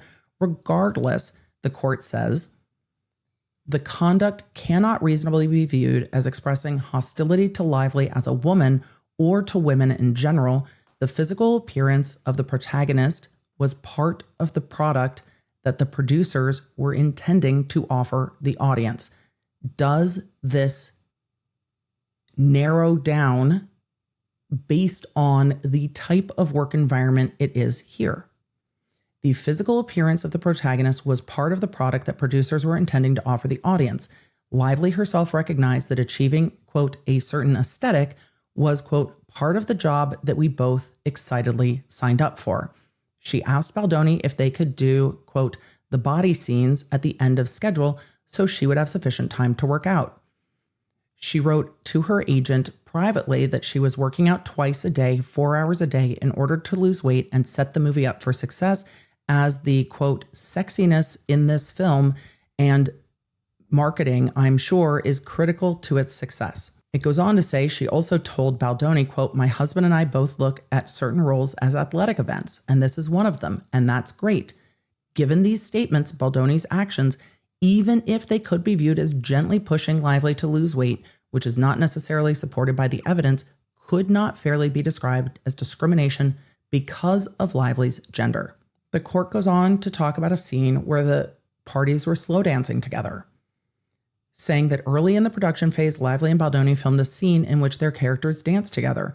The script stated that their characters would be slow dancing, quote, completely in their own world, but did not otherwise include details about how the scene would be shot or how the characters would be interacting. The script did not specifically call for any kissing or simulated intimacy. Yet, Lively claims that during filming, Baldoni leaned in and gestured as if he was intending to kiss her, and that he kissed her forehead, rubbing his face and mouth against her neck, putting his thumb to her mouth and flicking her lower lip, caressed her, leaned into her neck, saying, it smells good. The record includes videos of the scene. So does the internet. The scene was shot in front of a large group of people. Baldoni can be heard giving blocking instructions. Both actors can be shown improvising. Other actors are in the background. There is no question that this conduct might support a hostile work environment claim if it occurred on the factory floor or in the executive suite, and that is taken from other case law. The court says, but in all sexual harassment cases, the court must carefully consider the social context in which particular behavior occurs and is experienced by its target. And the question is whether, in this context, Baldoni's conduct could reasonably be understood to reflect a view about Lively as a woman rather than the role that she was asked to play. Under this framing, the court says it would be difficult to view Baldoni's conduct as reflecting hostility or bias based on gender. He was acting in a scene. Assuming he was improvising, the conduct was not so far beyond what might reasonably be expected to take place between two characters during a slow dancing scene, such that an inference of hostile treatment on the basis of sex would arise. At least in isolation, the conduct was directed to Lively's character rather than Lively herself. Creative artists, no less than comedy room writers, must have some amount of space to experiment within the bounds of an agreed upon script without fear of being held liable for sexual harassment. So as the court is going through some of the instances, the court is trying to find if those would objectively create a hostile work environment for a reasonable jury. And the court is going instant by instant, saying, in some of these instances, given context, I do not see that this is creating a hostile work environment. But the court finds other instances where there is a triable issue of fact. The court goes on to say that although these incidents could not on their own sustain hostile work environment claims, sexual harassment claims must be viewed based on the totality of the circumstances. And there is other conduct by defendants that presents a closer question. So the court went through a number of the incidents and is like, look, when you're looking at these incidents, it is hard to objectively find in this context a hostile work environment. However, you have to look at all of the things together to see if these causes of action move forward to a jury. And again, it is saying, is there enough here that a jury could see it a variety of ways? And if that's true, then it should be decided by the jury. It goes on to say that a reasonable jury could conclude that Baldoni commented on Lively and Slate's physical appearances rather than their appearances as actors or characters in ways that made them uncomfortable. Comments of these types can contribute to a hostile work environment. During the first phase of shooting, Baldoni asked Lively to remove her jacket, and when she did so, revealing a partially unzipped onesie at the time and a lace bra underneath, Baldoni stated, quote, pretty hot in a tone that made Lively feel, quote, on display and uncomfortable. Lively responded that that was, quote, not what she was going for, and Baldoni replied, sexy, to which she stated neither. The comment was understood contemporaneously to be inappropriate. Slate told Baldoni that, quote, comments about actors' bodies and their wardrobes, ranging from irrelevant to unnecessary to inappropriate and distracting, and we're just not doing this anymore. Baldoni rolled his eyes and stated, quote, sorry I missed the sexual harassment training before walking away. Also that day, Lively, wearing a jacket over a dress with a lower cut neckline, not in wardrobe, and when she bent down to pick something up, her jacket fell open, revealing her dress and cleavage. Baldoni said, I like your outfit, while making a back and forth gesture across his chest area, which Lively interpreted as referencing her chest. Although Lively had referred to her own wardrobe as sexy on certain occasions, that did not open the door to all manner of comments on her appearance. Baldoni also told Slate, who played his character's sister, who was not involved in any sexual content in the film, and was wearing black leather pants at the time, quote, I can say this because my wife is here, but you look sexy in what you're wearing. Then there is the intrusion into Lively's physical privacy. On the second day of filming, Heath arrived at Lively's trailer while she was almost entirely undressed and having her body makeup removed. Lively agreed to meet with him because she had concerns that she wanted to share with him, but she made him promise to turn away from her and face the wall, which he agreed to do. At some point during the discussion, Lively realized Heath had turned away from the wall to face her and was staring at her exposed body through a mirror. Lively confronted Heath in the moment, and he admitted looking at her saying, oh, sorry, I like to make eye contact with people when I talk to them. The Second Circuit recognizes that, quote unquote, stares at a woman's body can provide evidence of a hostile work environment. And here, Lively was in a state of undress and specifically asked Heath not to look at her. In another incident, Baldoni and Heath pushed for Lively to perform a birth scene naked, even though her character was in a hospital and they had not previously discussed blocking the scene in this way. The court goes on to say, at another point during work on the screenplay and in discussing a sex scene in the film, Baldoni offered that he and his wife orgasm at the same time, and he asked if Lively and her husband do the same. During the writing process, after Lively commented that she believed some scenes would become, quote unquote, somewhat pornographic, Baldoni volunteered in the course of claiming that the scenes were not pornographic, that he had been previously addicted to pornography. Lively stated that she had never seen pornography, and Baldoni later announced to individuals on set that Lively had never seen pornography. It may be fair grounds for an author or a director to discuss personal experiences, including those related to sex, as part of the creative process, and the mere mention of sexual content or topics in the workplace does not necessarily support a hostile work environment claim. But Baldoni's on-set comment to crew members regarding whether Lively watched pornography bore no apparent connection to the creative process and singled Lively out in front of others in a way that could be interpreted as related to sex or based on gender. The court goes on to state there are other instances of alleged inappropriate behavior, including one in which Heath showed Lively a video of his wife giving birth. The court goes on to say, but it suffices for present purposes to conclude that drawing all inferences in Lively's favor, a person in her position could have understood the workplace at times reflected a gendered and sexualized view of women and a disregard for their privacy sufficient to make it reasonable to complain about a hostile work environment based on sex or gender. That conclusion finds additional support in the fact that Lively alluded to many of these instances in the protections letter. That's that 17-point document in the protections letter. And that the Wayfarer parties wrote, although their perspectives differed in many aspects, they found most of her requests, quote, not only reasonable, but also essential for the benefit of all parties involved. So the court's looking at that 17-page document saying, look, these instances were brought up in that 17-page document before filming resumed. So is Lively telling the companies that there is a hostile work environment perceived by her and giving them knowledge of that or heads up to that? And can a jury find that it could be either? Is there a triable issue here? And the court is finding, yes, there is a triable issue here. And the court goes on to say, the court need not consider whether the acts as alleged would support a jury verdict that the Wayfarer parties created a hostile work environment. It is sufficient that it was reasonable for Lively to believe that they did.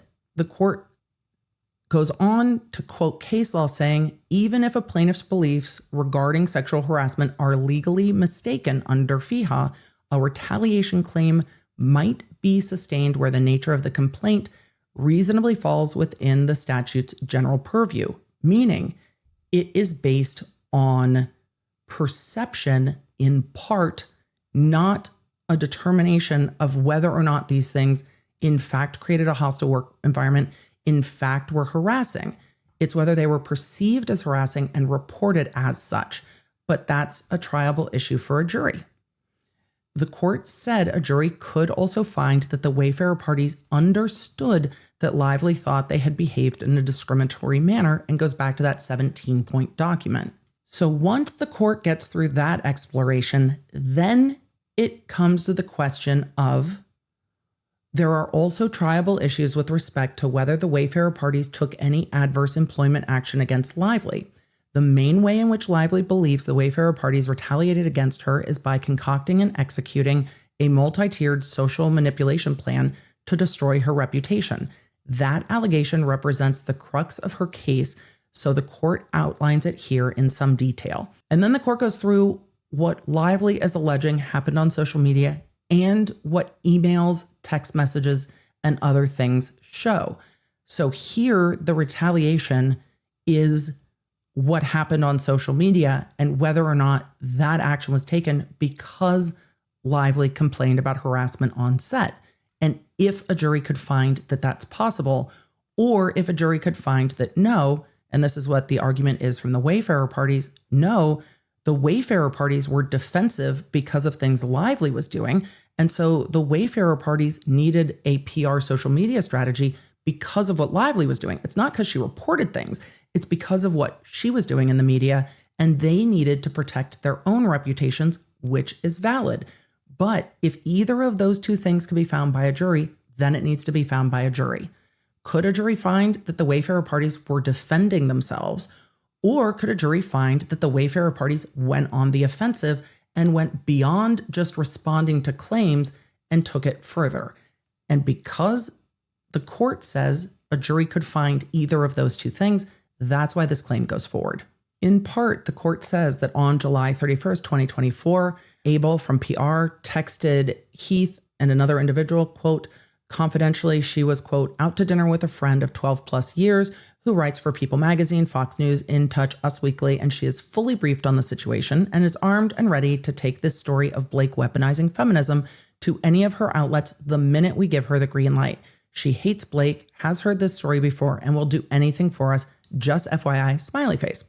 The court goes on to say that on August 1st, 2024, the PR company discussed drafting a scenario document that we saw talked about a lot in the initial complaints in anticipation of an inevitable story from Lively's team in order to desensationalize Lively's story by teeing up a friendly to run the day of or right after the premiere, someone who is covering the overall film of Baldoni saying something along the lines of, me and Blake had our differences, but I still respect her. So we at least set the stage and can give the rest on background to reporters. On background means hey, just a heads up, but don't say that I said. Like, don't tell anyone that I told you. The court goes on to talk about the documentation, saying that the document also suggested that the PR company could explore planting stories about the weaponization of feminism and how people in Lively's circle, like Taylor Swift, have been accused of utilizing these tactics to, quote, bully into getting what they want. Nathan also testified that the document was not approved action plan, but only a preliminary document for scenario planning purposes, which we saw early on in this case. They then get into what I think was one of the leading lines in the New York Times article, where Baldoni had reached out after they got the document and was like, hey, this isn't quite what I was looking for. And then the conversation between the two PR agents, Abel immediately responding, stating, quote, I'm going to confidentially send you something he's texting me and Jamie on the side just to arm you before the call. I think you guys need to be tough and show the strength of what you guys can do in these scenarios. He wants to feel like she can be buried. Nathan responded, of course, but you know, when we send over documents, we can't send over the work we will do or could do because that could get us in a lot of trouble. She added, we can't write it down to him. We can't write, we'll destroy her. To which Abel replied, of course not, but I told him that's the point of talking through. Nathan then observed, he has to look at it as an information document for us to be armed with. That's all. Imagine if a document saying all of the things that he wants ends up in the wrong hands. You know, we can bury anyone, but I can't write that to him. I will. I'll be very tough. And then they talk about the meeting agenda. Again, these things are going to go to a jury to decide if this was like a PR sales pitch. Like, no, we've got you. We are hyperbolizing so that the client feels supported. It's not literally actually true. Or will a jury feel like, no, this was the goal? But the fact that the court is narrowing down, could a jury see two sides of that conversation? Then yes, there's a triable issue for the jury about retaliation. The court goes on to say that, for instance, on August 13, the PR agents discussed working with a Daily Mail reporter on a story detailing, quote, the whole PR debacle behind the scenes, including the following talking points. You have a film with a serious subject matter, not only being promoted with a focus on flowers/clothes, but a PR campaign distracting audiences away from important messaging to play out a high school fight between the two stars. Why would Blake allow this to happen? How could she? What is she thinking right now regarding her team? Did Blake's inability to relate to regular people, what they just want to see, just slight her big moment? And then the individual responded, yes to all. Let's bring in the fact that she promoted a hair care line and her own drink brand as part of the promo. So the court is walking through that there are talking points that may have been more offensive to go after Blake Lively, not just defensive to respond to things that she alleged or might allege, and talking about the talking points that they wanted to push forward into the media. And again, the jury is going to have to decide if this is proactive, if this is defensive, if this is retaliatory. The court goes on to say that Lively contends that the effects of the smear campaign have been devastating for her reputation and career. And then they start talking about the experts that are going to testify later at trial, but have submitted evidence for the motion for summary judgment, talking about the impressions online, the increase in negative attitudes, the types of things we actually saw in the Depp Heard case, with the experts talking about what was going on online and whether that was organic or not.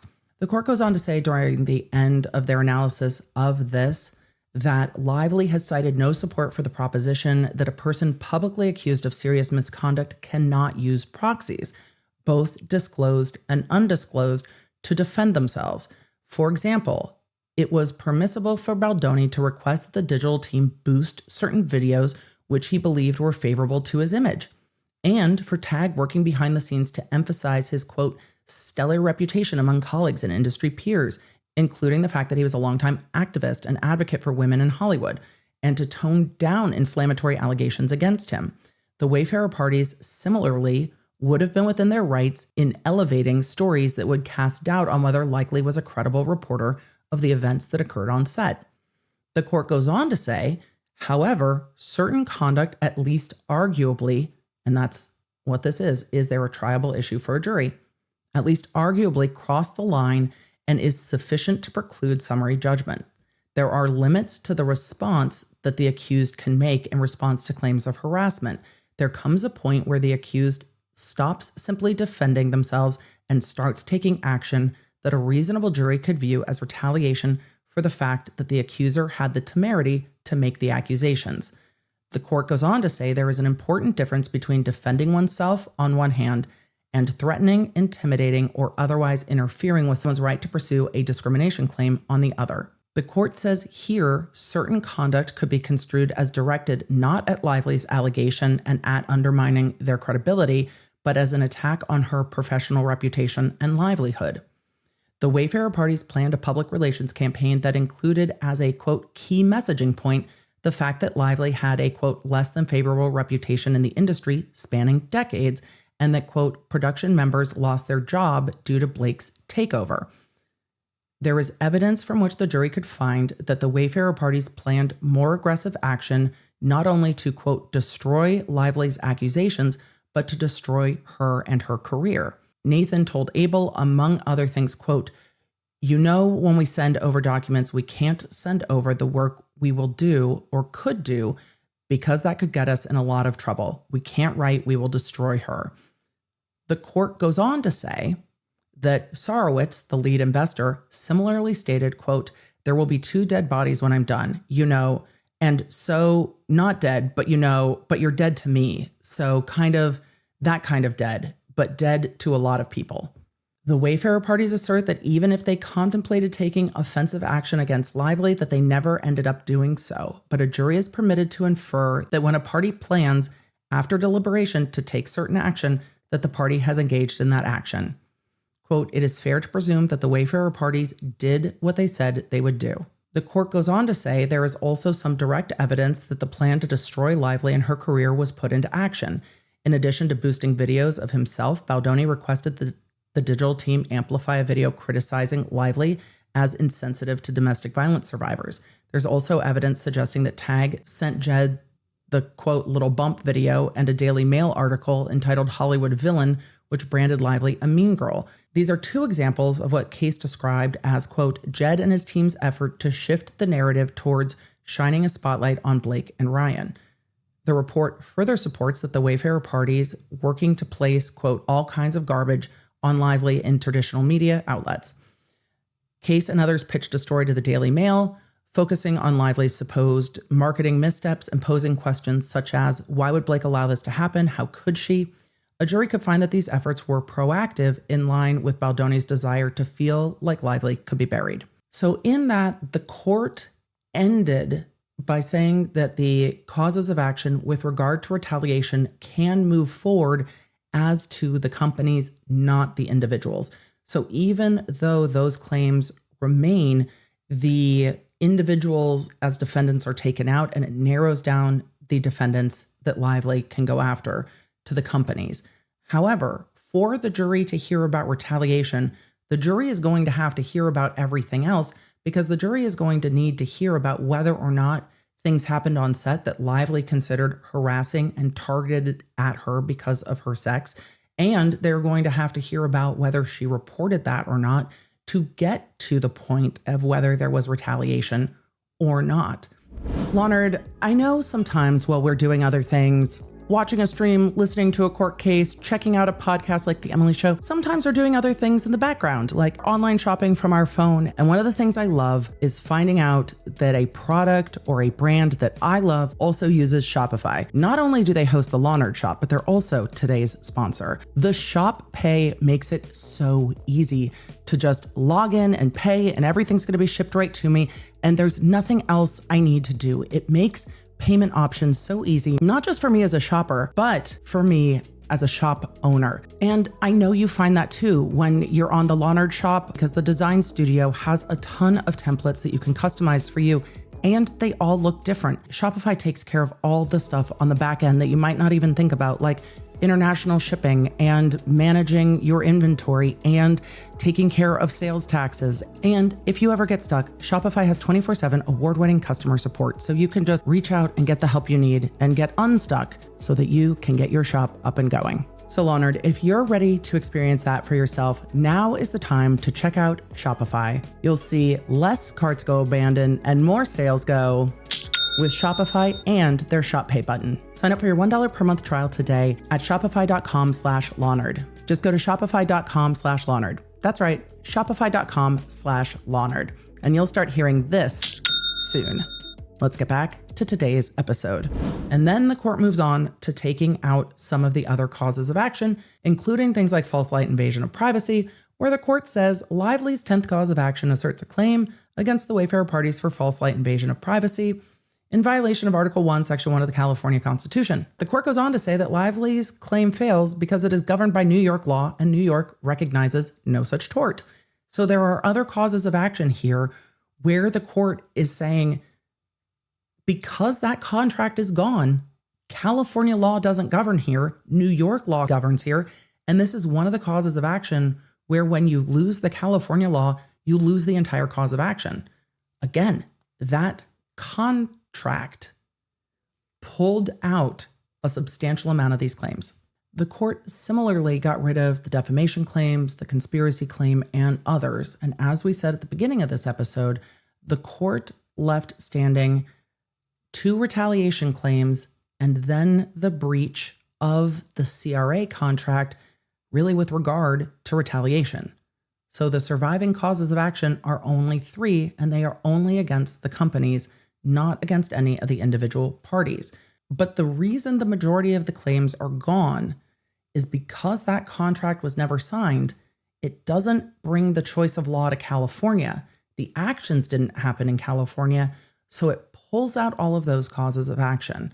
And then the court finds that when taken in totality, there are things there when viewed in the light most favorable to the non-moving party, Lively, that could substantiate that there was a belief of a hostile work environment, and a jury could find that she believed there was a hostile work environment, that that belief is objective enough to get us past a motion for summary judgment, and that she reported that to the parties, which is not disputed because they had that all hands meeting. And then after reporting that to the parties and after the movie was done wrapping, that then there was a retaliation campaign. So the jury is going to have to consider all of the context before getting to what happened at social media. And this case has been narrowed down to what is PR, what is a PR offense, what is a PR defense, and where does it cross the line of, well, if you're saying this about me, we have the opportunity to defend ourselves and negate those claims, versus when are you out to just destroy somebody? And is that based on the fact that she reported to the company what was going on set? Or is it based on, yeah, no, fuck you, you can't do any of this. You've taken over a movie and that's not happening. So the PR campaign is just no, this has nothing to do with you reporting anything. It has to do with other behavior. And that's really the shape of this trial. Were the things happening on social media done by the companies because Blake Lively reported what was going on set? Or is it because Blake Lively took over this movie, made allegations that were public, and the company and the individuals were trying to defend themselves and survive? Or was it retaliation for things that aren't protected, like taking over a movie? People are allowed to be pissed off. It's not protected activity if they're like, no, the we want to bury her is related to taking over this entire film, not related at all to the points memorandum. So the jury's going to have to navigate what the company was thinking. And they're going to hear from the principals in the company about what they were thinking when they were asking for these campaigns to happen. What is the context to what they're asking and why? And because we just saw the joint pretrial memorandum filed, we know that the parties are still fighting over how many witnesses and exhibits there are going to be. If you want me to get into if we fight over exhibits, the fight over exhibitees is going to be much. The court hasn't taken it up yet, but it's a brewing. And we are seeing a fight that is starting to brew over damages. And so there is going to be a lot of litigation. Feels like it doesn't end with litigation ever, but there is going to be a lot of litigation between now and this trial kicking off on May 18th. But the damages I thought might be interesting to you because we always want to know about the damages, and we've talked about them so much lately. I figured we couldn't leave this episode without talking about the damages. The joint trial memorandum talking about damages says that for Lively's economic damages as set forth in Lively's fourth amended initial disclosures and subject to expert testimony, Lively has suffered lost earnings between approximately $34 million and $87 million based on the defendant's conduct. And then they go through and talk about why. They also go on to say that Lively seeks lost profits as set forth in the same disclosures, that Lively has suffered lost profits between approximately $39.6 million and $143.5 million. They go on to say that expert testimony indicates that Lively suffered lost profits and lost royalty through ventures Blake Brown Beauty and Betty B Holdings as a result of defendant's conduct. They go on to say that Lively additionally seeks damages for the harm incurred to her reputation. Subject to expert testimony, Lively has suffered reputational harm due to the artificial spread of the terms bully, mean girl, and tone deaf. I'm reading this verbatim, y'all. This is their memorandum. This isn't me. You guys, this isn't me. Due to the artificial spread of the terms bully, mean girl, and tone deaf.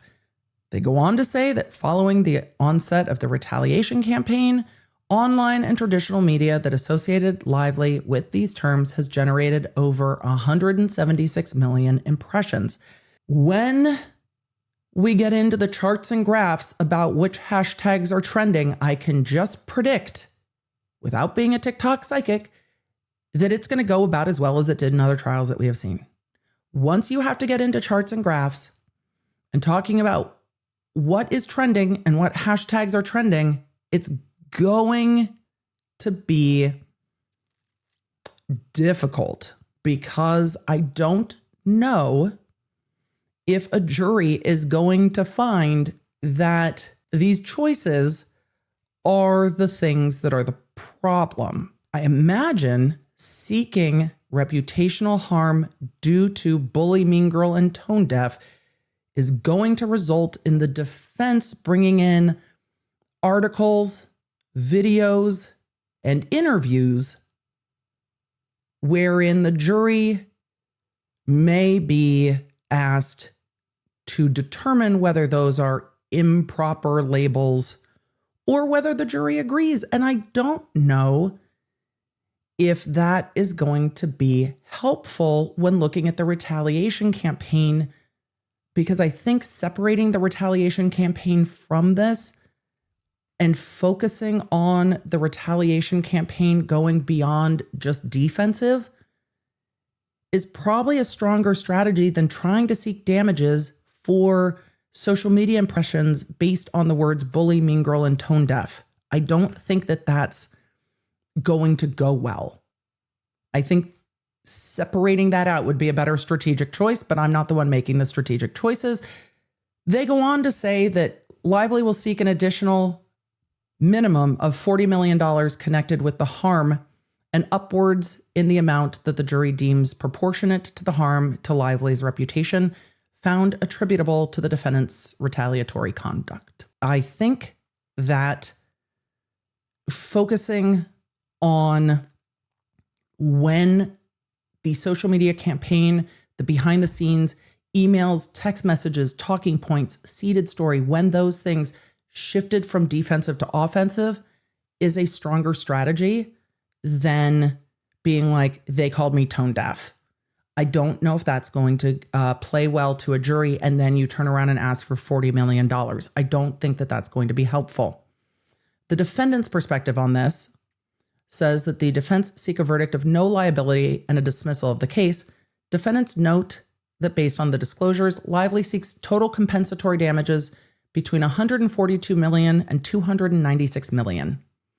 And defendants dispute that amount. So there is still time for legal strategy here, but The legal strategy of seeking at least $40 million in connection with the retaliation campaign based on those key search terms is going to land with a clunk with a jury. Just how I see it. I think narrowing down the arguments to offense versus defense on the retaliation is probably going to land better with a jury. But again, it is not for me to decide. I have not read every single document in this case, and there are many of them. I have tried to go through this efficiently, and we are still here forever because this is an incredibly nuanced ruling. A lot of this ruling is based on very early decisions in the contractual relationship between the parties. These are all parties that had lawyers advising them from the outset of all of the contractual negotiations. And for whatever reason, that initial contract wasn't signed. I'm very curious how the decision was made to not sign the agreement, to continue to try to modify the agreement. What would happen if it was never signed? Where the parties perceived benefit in that, because nobody in a contract negotiation is doing something that they don't perceive a benefit in, where the perceived benefit was, and then the decision to use that contract as the basis for a lawsuit in New York based on California law when the contract can't be enforced against the parties. Those decisions land us in a position where there are 3 causes of action left, no individual defendants left, and a much different landscape going into trial than there was just a few weeks ago. However, it doesn't pull out all of the conversation about perceived harassment on set, about behaviors on set. It doesn't reduce that because for the retaliation to stand, there has to be something that was protected, that was reported, and then was retaliated against. So all of this information, or at least most of it, is still going to come in at trial. However, the individual parties, Justin Baldoni, Jamie Heath, Sarowitz, and the PR professionals, Abel and Nathan, they're not on the hook personally anymore. And yes, we can have a conversation about indemnification another day by their companies, but they're not on the hook anymore personally. This is between Blake Lively and the companies. And we will see what legal wrangling bears out between now and trial. Because already there are 50 plus more docketed items, if not more, since this ruling happened. If you are curious about the witness list, the motions in limine, the expert disclosures, and the rest of it, let me know. If you're like, girl, just check in when something major happens, let me know and we'll just do that. It is truly based on your level of interest because the amount of filings in this case lands me back in the same place I was when we first started talking about this case. The lawyering at times has been exaggerated and over the top. At times, it has been absolutely surgical and precise.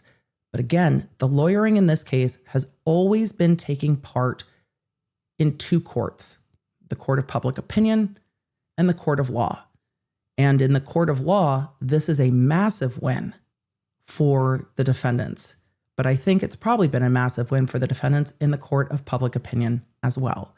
And so as this gets to trial, I don't know where the parties hope to go and how this gets better for them, because at the end of the day, this is going to create difficulty for both parties to work for a while and possibly for longer than that, because the ripple effect of this case is going to continue to be felt by parties that have been mentioned, parties that are getting pulled in, parties that have been related to this. Taylor Swift doesn't want her name brought up in any of this mess, I'm sure. Neither do other celebrities. Neither do executives from Sony want their personal emails and text messages part of discovery. All of this is going to create a chilling for a while and possibly longer, depending on what happens. And without us being able to watch the trial, it becomes harder to see what a jury is seeing, but we can see what the documents say. So you let me know how you prefer the updates on this case, because it's a lot. But I thought that the nuanced legal work here needed to be discussed, because there is some very artful legal work. And the amount of work that the judge did to walk through every single facet of this case was not without thought. This was a nuanced, I think appropriately so, detailed ruling. And it was all really cornered on the fact that the contract they were suing under wasn't even valid.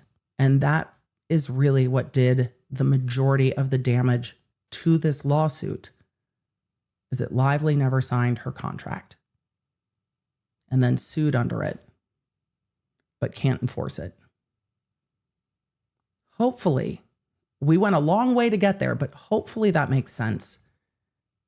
We have talked about estoppel and choice of law provisions and conditions precedent and damages and all the rest of it today. So we did a full contracts class. So get your CLEs. Thank you for being here. Thank you for being a law nerd. And I will see you in the next one. Cheers. My water's completely empty after this episode. It's just where we're at. It was a long one. Thanks, Law Nerd. Thanks for joining me. If you enjoyed this episode and don't want to miss updates on your favorite cases, you're going to need the Law Nerd app at lawnerdapp.com. That way you can stay in the loop on the cases that matter most to you, and you never know when you're going to catch feelings for a new case. So make sure you get it for free on iOS and Android. Thank you for being here, and thank you for being a Law Nerd.